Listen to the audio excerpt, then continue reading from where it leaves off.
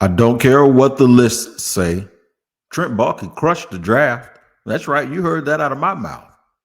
And I'm going to tell you why I feel that way in just a second here on Locked On Jaguars.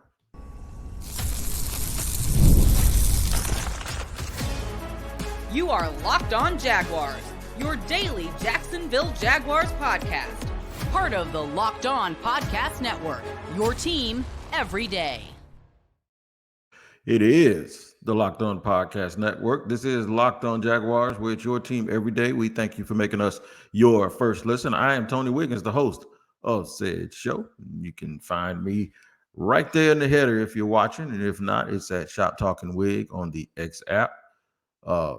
We are glad to have you here on Locked On Jaguars today. Like I said, it's your team every day here on Locked On Jaguars. Make sure you go over to the YouTube page, tap in on the Locked On Jaguars YouTube page. Make sure you like and subscribe, and then hit that bell so that you receive notifications each and every time we drop an episode. Also, audio-wise, if you're sitting at your desk or driving in your car, and obviously you're not watching the screen, make sure you tap into that location wherever you listen to your podcast every single day to make sure you don't miss an episode. Today's episode is brought to you by Monopoly Go. I admit it. I have a competitive side, and I'm a big fan of Monopoly Go now. The mobile hit twist on classic Monopoly. So join your friends and download Monopoly Go now free on the App Store or Google Play. Shout out to the everydayers who listen to the show every single day. I appreciate you, man. I ran into a bunch of guys this weekend, and they told me they were everydayers. So I am glad you have joined us here. All right, so let me tell you what we're going to do. We're going to talk about the level of competition. As we get to the end of the show, we'll talk about the level of competition, right, that has been created by Trent Baalke and Doug Peterson with this team, especially on the defensive line in the trenches. The big picture, one of the things I want to focus on, we can put to bed now and put to rest Trayvon Walker becoming a 3 technique. The big picture is he's one of the smallest defensive linemen they have now, so we can stop saying that that we need to move him inside. No, you need to get people who can play inside and let him play where he's supposed to play. I've been saying that the whole time. But we're leading off with Trent Baalke understanding the assignment. And what I mean by that is I have been one of the biggest critics. I'm not going to say the biggest Trent Baalke critic. I have been one of the biggest Trent Baalke critics in my walk, the way that I see it. And I know what he attempted to do. I don't think he changed, because my opinion is going to sound like a switch and a change, but it's not. I think we literally watched somebody admit that they had never arrived and continue to grind, and got some help from some familiar people, the folks that he had been with before, and leaned in a little bit probably too, and learned through the interview process with the head coaches, learned that he probably needed to listen to other people a little bit more than what was thought that he wasn't doing before. Because everything that I see about this draft tells me that he talked to coaches and he listened. And I like it. Trent and Doug were in lockstep, apparently, when it came to picking Brian Thomas Jr., a pick that I like. And I'm going to go through some of these things, and I'm going to tell you exactly why I like the picks. I'm going to name them for you real quick. I know you guys have been doing this all weekend. So I'll go through and name the picks. And as we get through segment one, and start getting into segment two, I'll talk about some of them specifically, but that's not really what we're going to do here today. We're going to look at the big picture for what the team building, the phrase that we talk about a lot here on Locked On Jaguars is team building. If you haven't been here, then that's what we do. Brian Thomas in the first round, to me, adds explosiveness, long speed, the ability to score quickly, as I mentioned Friday. to manufacture quick points, to make it easier sometimes. Sometimes the Jaguars, they just, it seemed like everything, because they really couldn't run the ball and knock people off the ball. When they were throwing it sideways all the time, it's like, let's just do this to try to just matriculate, in the words of Hank Stram, matriculate the ball down the field. And at some point, when we get it close, we'll make some magic happen. It just seemed like, with the exception of the second half of 2022, the first half of 2022, and then all of 2023, it looked like it was pulling teeth. It's like the Jaguars, man, it was like it was like going to the dentist. It was just the most ridiculous thing ever when you think about how hard it was for them to try to score. It was so hard. In fact, what they did a lot was the Jacksonville Jaguars went for it a whole bunch. They were so desperate to score points. Sometimes they would put the defense in a bad position. So now with Brian Thomas Jr., what you have is you have a guy who gives you the opportunity to score points really, really quickly and really, really fast. And because he's taller, some of those balls that were overthrown, these balls will be caught. I love the pick. If you follow me on Locked On Jaguars, you'll know that BTJ was one of those guys that I talked about at the very beginning of this process, because I had to see where the Jaguars were going to end up first. I was even talking about BTJ if they re-signed Calvin Ridley. Now, we know, because of a question that I think John Shipley asked this question Thursday night after the pick, that if they had gotten Calvin Ridley back, would they have gone? And Trent said we probably wouldn't have gone in this direction. And that's a team building thing, right? But of course, before the process, I didn't know they were going to sign Gabe Davis. So that would be my reasoning for making sure that you guys know that. But so what they did after that was they picked a guy in the third round that I had talked about a lot, Jaguars Jones. I knew him from FSU. But the reason why I talked about him so much is because he was the rare 6-foot nickel. Now, he doesn't have real long arms, but he does play with a lot of physicality. And to be that tall, he does move laterally really, really well, right? And he comes up, he plays with a nasty physicality. And I know I skipped the second round pick, but I did that for a reason.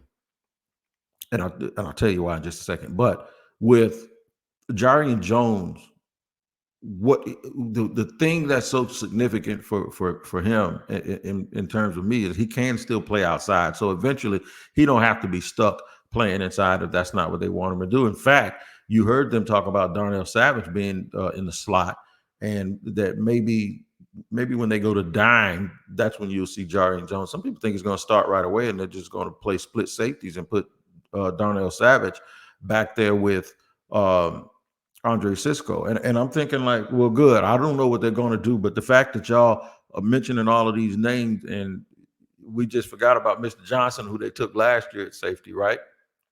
Who's also very, very versatile. The fact that they might have more people or too many people, to me, is a good thing. And this is what goes into that competition creation that we're going to talk about when it comes to the big picture. But yeah, I've always talked about why can't they find a nickel? It seems like the Jaguars have been looking for a nickel, with the exception of the 1 year they had DJ Hayden, who played real well. He was here more than 1 year, but only played real well for 1 year. With the exception of that 1 year, they could never find a nickel, just like it almost for years. After they lost Mercedes Lewis, they could never find a tight end that could catch. So it's just like that pick to me ends that. Those body types that we're talking about in the secondary. Ronald Darby is 6 feet. Jaguars Jones is 6 feet. Tyson Campbell is over 6'1". Now you're going to start seeing the length and the traits and the physicality show up in the secondary too. And that's exactly what we like. When I say Trent Baalke understood the assignment and there's a look at the big picture, we're going to discuss that big picture. Big being the operative word. The Jaguars love them some size and they love them some traits. One of the things that we talked about a lot leading up to this was, how can you come out and say that you lack physicality, but you're a size trait guy? And thank you for admitting that the physicality was missing, but that was your job and your responsibility. let me push back on that a little bit. It's true. It's true. But I don't think it was, as I characterized it before, I don't think they were hiding in plain sight. I think they were admitting, and this is the part where I say they figured it out. When they fired Mike Caldwell, in my opinion, they didn't fire him as a coach. They fired the scheme. And I think the scheme is something that Doug had asked for, Doug Peterson, the head coach, because he liked the odd man front. And I think by playing against it, it may have caused them some issues because he mentioned it a lot. And when he did refer to the even front, he referred to it as the old 4-3, as like it was old, right? But then I noticed that they were struggling against teams that played that defense. So it's like, well, maybe now they've had a little bit of a change of heart, and they realize instead of going backwards, they're going to start coming forward, and they're going to get in your face. And what a traits team ought to do, a team that prides itself on being bigger, stronger, and faster than everybody else, you need to just challenge people one-on-one. Come on, let's go. Man to man, let's do it. And I think Ryan Nielsen, and this is why I skipped Mason Smith. I think Ryan Nielsen, when I said Brian Thomas, they were weaponizing Trevor Lawrence, I think with these other picks that I'm talking about, they were weaponizing Ryan Nielsen. And I'll tell you exactly why I mean those things in just a second in segment 2 here on Locked On Jaguars.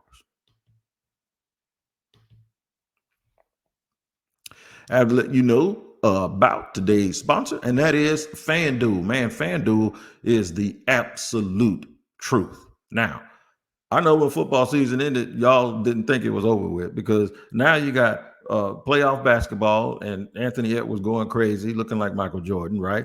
You got the NHL, they're rolling through and doing what they're doing. And now you got Major League Baseball, and everybody's trying to figure out if the Orioles are for real. Maybe can the Yankees keep up with them? Can the Yankees go get more pitching? All of those things. Well, you can read up on it at FanDuel, and then you can make your wager because it's playoff time in the NBA and NHL, and baseball is doing its thing right now. Right now, new customers get $150 in bonus bets, guaranteed. That's $150, win or lose. Bet on everything from slap shots to home runs to slam dunks, all on an app that is safe, secure, and easy to use. What are you waiting for? Visit FanDuel.com/lockedon and make your first bet an automatic win. That's FanDuel.com/lockedon. FanDuel, America's #1 sportsbook. And got to let you guys know about Gametime. That's right, man. Gametime is all about helping you get over your procrastination problems when it comes to buying tickets. Because I'll tell you what, I had people waiting on me to go. I can never forget this. They were going to go to a Frankie Beverly and Mays show in the late Bernie Mac. And I was stuck waiting on someone to bring me a ticket, one of my promotion buddies to bring me some tickets. And those people never went because they gave up. If I had Gametime then like I do now, that wouldn't have happened because Gametime would have guaranteed that those folks had good last minute deals because they saved up to 60% off on buying last minute tickets for sports events, concerts, comedy, and theater. They got all in pricing, zone deals, flash deals. The main thing is your lack of planning becomes their emergency, and they will take care of you. Take the guesswork out of buying NBA tickets with Gametime. Download the Gametime app, create an account, and use the code LOCKEDONNFL for $20 off your first purchase. Terms apply. Again, create an account and redeem code LOCKEDONNFL, LOCKEDONNFL for $20 off. Download Gametime today. Last minute tickets, lowest price, guaranteed.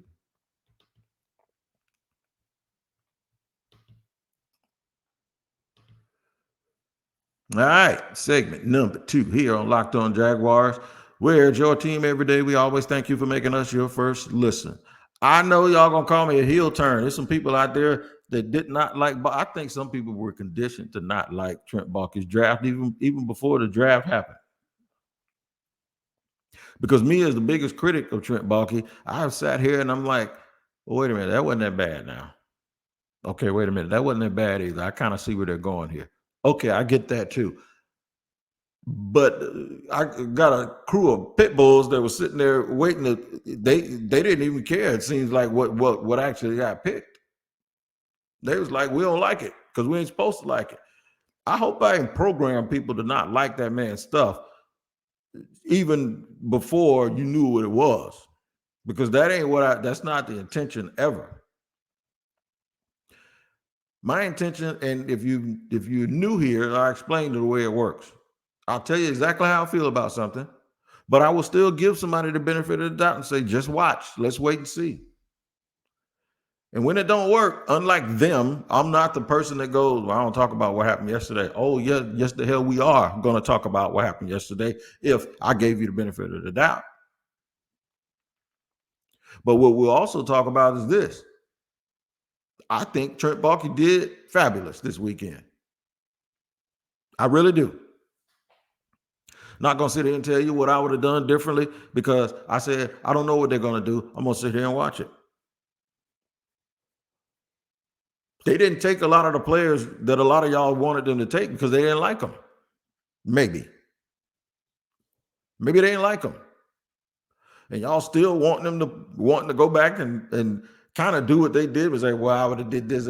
Yeah, okay. Maybe you wouldn't have done anything that they did. What did they do? I think the Jacksonville Jaguars went out and got Ryan Nielsen to be the head coach of the defense. I think Ryan Nielsen sold them on how you should play and how a team has to play to be successful. I think they believed it. And then Ryan Nielsen has Matt House, the former defensive coordinator from LSU, on his staff. And I think Ryan Nielsen said, which one of those dudes is the best? Or maybe the scouting department and Trent Baalke, maybe they went to Matt and said, man, okay, this guy, all right, he's good. Okay, if somebody takes Mason Smith, I keep getting confused because he got 2 A's in his name, but that's all right. If somebody takes Mason Smith, what about that other one? That other kid, is he Jordan Jefferson? He's pretty good. Yeah, he's a good backup plan, man. I'm telling you, you got some beef. You got some activity. So they take Mason Smith, all 6'5", 6'6", 315 pounds. Some people call him a project. I heard people talking about Chris Jones. Y'all need to stop. They got the same size, but they don't even play anything alike. So I think it's worth it. I think it's good. It just takes me back to when they had big active guys like Stroud and Henderson. And that's what this reminds me of. He just had some injuries, but he was a 5-star recruit, just like those guys were. Just like, he might have been a higher recruit than Trayvon Walker. I don't even remember. I think Trayvon may have been a 5-star. I think he was a high 4-star or 5-star. But I remember Mason Smith because I cover high school recruiting, and I remember how coveted he was. I wanted him to go to Florida State. Big time player. I saw him get hurt 2 years ago in New Orleans when in the season opener, and he was looking like a monster before he got hurt, and Florida State ended up winning. I did not watch him much last year. I did watch him a little bit in the process and in the draft process, and it's something I always liked about him, his length. And I did wonder if he was better as a 5 technique in a 3-4, but I do think that there's some Eric Armstead, Calais Campbell type upside here. Maybe not that good, but a little bit different. Maybe he plays with a little bit more stoutness on the inside, and he's just going to be another rotational piece. But Jordan Jefferson, man. Now that rep that everybody keeps showing at the Senior Bowl when he threw Christian Haynes' helmet, he lost that rep. So I don't know why y'all keep throwing that. Maybe you want to show it that you're getting a guy who can get a penalty when he's not supposed to. But other than that, I like him, and I like the fact that they appeared to really, really, when they said that they weren't physical enough, they meant it, and we're not going to get pushed around anymore. Do y'all remember last year? If you haven't been listening to the show for a while, you don't remember this, but those longtime everydayers will remember this. Do y'all remember when they only kept 200-300 pounders last year on opening day, after the final cuts, and I said, what if one of them gets hurt? Because they play two big guys at one time. They don't play them one at a time. I said, what if one of them gets hurt? And just like that, Foley Fatukasi got hurt. And then it was like, now they only got one. No, it was actually Devon Hamilton got hurt. Devon Hamilton went down in training camp with an injury, not an injury, but an illness. And then after that, Fatukasi got hurt, and they were light on the inside. They just tried to guarantee, in my opinion, that never happens again. And the answer ain't to move your 275-pound defensive end inside. The answer is go get you some big, physical, big people. They did that with Armstead. They did that with Jefferson, and they did that with Mason Smith. They still got to go play, but at least they look different now. Where Trayvon Walker and Josh Allen are like two of the smallest dudes there. Remember, Roy Robertson Harris is like 6'7", 295. So they are big, long. Maybe they'll bat down balls and make it really, really hard for teams to also get those running lanes that they've been getting so easy. Competition. A couple of areas where competition was really, really improved. Defensive back as well as wide receiver. And kick returner and explosive guys. Talk about a little bit of that too as we move forward here on Locked On Jaguars.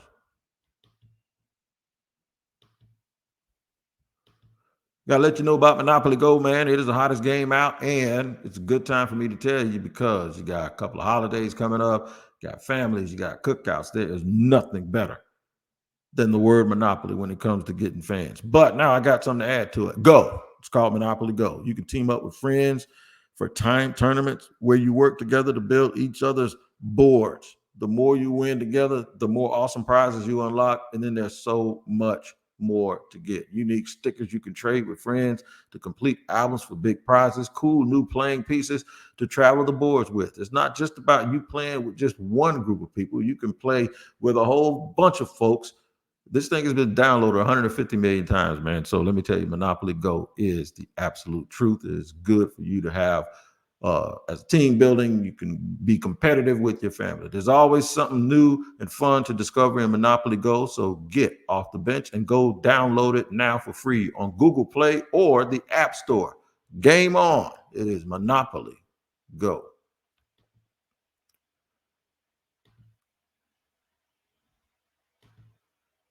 Thank you for joining me, Tony Wiggins, host of the Locked On Jaguars podcast, where it's your team every day. Thank you for making us always your first listen. I'm going to let you know, man, if you're watching Fox Sports or ESPN on your TV all day and you have to turn down the volume with all that shouting, make the switch to Locked On Sports Today, a free 24/7 sports streaming channel program for you every day to bring you the biggest stories without all the screaming. Locked On Sports Today brings you can't-miss analysis, opinions, and news streaming 24/7 on YouTube or the free Amazon Fire TV channels app, part of the Locked On Podcast Network, your team every day. If you do listen every day, you have heard me over the months, years, I know weeks, you've heard me always talk about the big picture, the thing that Jaguar fans want to finally be able to focus on. Right now, they only focus on week to week, year to year, because they're just wondering when this thing is ever going to turn and get going. And they thought that it happened a couple of years ago, right? But then last year they had a setback. Here's the positivity. The big picture is it ain't that bad because the setback you're talking about is a 9-8 season where you could have made the playoffs on the last game of the year. And I know this is me sounding sunshine and rainbows and y'all ain't used to it, right? But the big picture is this. They finally, in my opinion, drafted with a full stomach. Everything that they did screams macro to me. And I think that when you're a good team, that's what you do. And even if you're not a good team, you have to fake it till you make it. It can't be just going in saying, okay, remember when I said if they're going to get big and physical, they can't just cherry pick it and do it with like one player? That's not what they did. Jerry Jones is a physical football player, man. Devin Duvernay is a physical football player. These are dudes that the way Javon Foster, they got another dude from the SEC that has played a lot of games. He's 24 years old, so he's a little bit mature. But the thing is can you be a starter in the future, or are you going to be our swing tackle for Walker Little when he's gone? At the very least, you're OT3, right? Next year. You're OT4 right now. If you're even better than that, man, you might allow this team to move on. Let me show you something else they did. And this is something for all of those folks that pay attention to little things like this, and I normally don't. They went SEC, FSU, who has played in the SEC,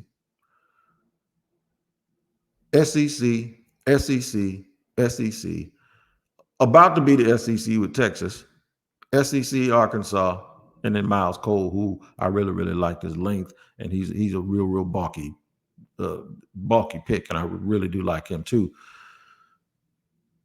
Do you notice the teams that they went and got mature guys with a large body of work, and something they mentioned this weekend?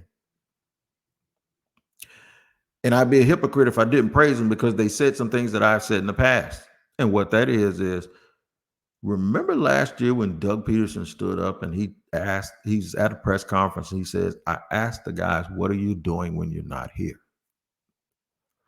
And what that means to me is the NFLPA and the players union and the league, they have an agreement on how much they can actually make guys work. How much they can, guys, and you got some people now, they come in when they're supposed to. They leave when they're supposed to. You can never say they're late. You can never say they didn't show up. But Doug says, what are you doing when you're not here? Not only what are you doing to get better, but what is it that you're not doing that doesn't allow you to get better? Habits. Have fun when you retire, man. That's the way I always said it. And the one thing that I have been saying here, and y'all have heard me say this over and over again, I want them to get football playing Jessies, self-motivated dudes that love the process. Just the other day, I think it was yesterday, Trent Baalke said about Jaguars Jones, he doesn't just like it, he loves it. That's a paraphrase, because I think I might have screwed the quote up. But my point is he doesn't just like it. He loves it. And that's true about him, because I followed him so closely in college. But I wonder if Matt House told him the same thing about those defensive tackles.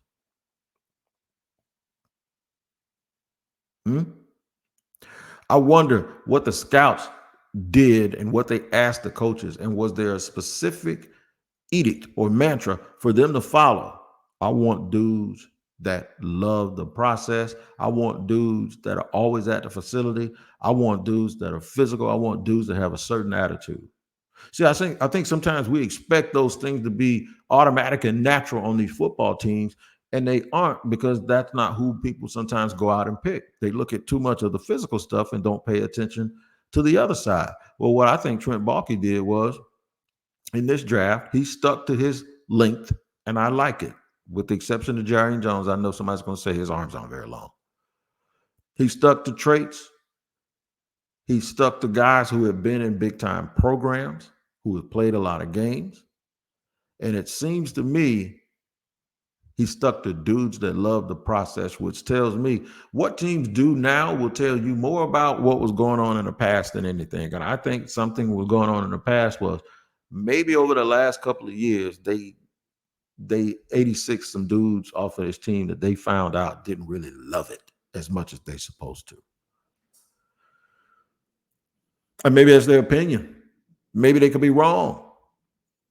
But the bottom line is, none of us will know how none of these things turn out. But my applause today should be taken just as serious as my criticism in the past. I thought he did a real good job. And if he's wrong, then we'll both be wrong. You still got to coach him. I think now, at least from a physical standpoint, they won't get pushed around, at least on the offensive line. It also tells me that they like Cooper Hodges a lot too, because they didn't really address the interior of the offensive line. But they did believe, the Jaguars believed they weren't fast enough. The Jaguars believed they weren't physical enough. And you wonder now, this is why I'm saying with Mike Caldwell, it's like Mike Caldwell's probably sitting there scratching his head. Like, where was my defensive lineman? Where was my nickel? So sometimes more than one thing needs to change, but we know we need to change that too because we're going to move away from that scheme. So what they've done here in the offseason tells you everything about what they think of themselves. You don't have to ask them. You don't have to wait for a soundbite. They weren't big enough, which we all knew. They weren't explosive enough. We knew that. Points were hard to come by, and that's why they knew they threw the ball sideways because they knew they couldn't throw it any other way. They were a horizontal football team because they knew they couldn't be vertical. They went for it, and they used the passing game as a run game. That's why they were throwing the ball sideways. Now you got your answers. You see everything. Now they realize they weren't big, long, and physical enough, and they're trying again. The draft picks and the free agency signings tell you that. You guys make sure you tap in every single day here on Locked On Jaguars, where it's your team every day. We always thank you for making us your first listen. We're going to continue to break down these draft picks and blend in a little bit of free agency. And tomorrow we'll answer what's left. Is there anything else the Jacksonville Jaguars need to do? Till next time, take care here on Locked On Jaguars. We'll see you later.